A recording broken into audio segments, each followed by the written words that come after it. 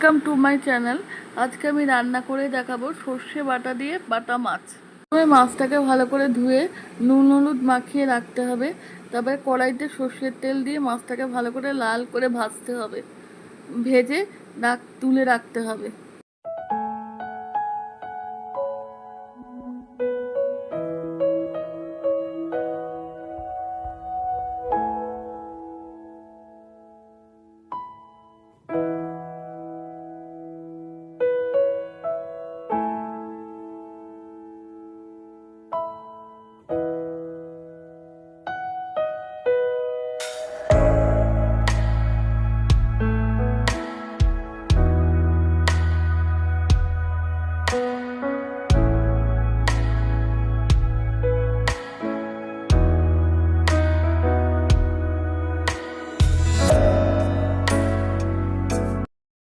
একটা বাটির মধ্যে সর্ষে আর কাঁচা লঙ্কাটা বেটে রাখতে হবে।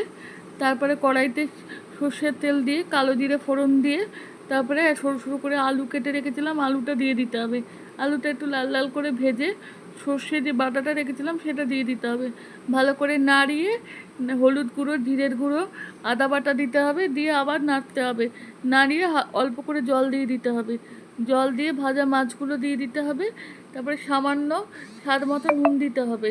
নুন দিয়ে একটু ফুটবে, যখন ঝোলটা টেনে আসবে গা মাখা হয়ে গেলে বাটিতে সার্ভ করে দিতে হবে। সর্ষে বাটা দিয়ে বাটা মাছ তৈরি।